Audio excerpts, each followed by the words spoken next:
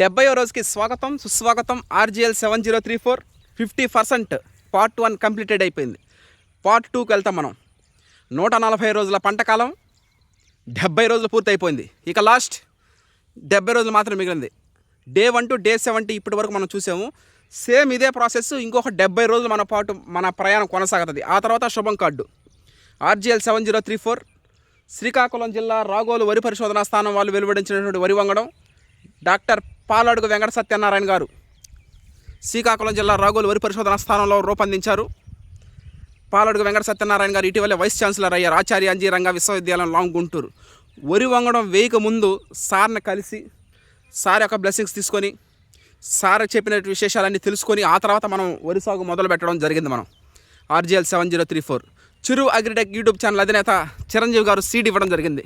ఇంకొక 70 రోజుల తర్వాత శుభం card. Thank you. CVR method ఫార్మింగ్లో మనం వరి సాగు ప్రారంభించి 70 రోజులైంది. మట్టి ద్రావణాల స్ప్రేయింగ్లు, నూకల చల్లకం, ఈ విధంగా నూకలు చల్లడం వల్ల బాగా గ్రోత్ హెల్తీగా ఉందని నేను భావిస్తూ ఉన్నాను. ఈ విధంగా నూతన వరి వంగడాలు వేయడం మనకి ప్రతి సంవత్సరం 5 ఏళ్లలో మనం ప్రారంభించి 5 ఏళ్లలో 6 వరి వంగడాలు వేయడం జరిగింది. ఇది one of the happy moment.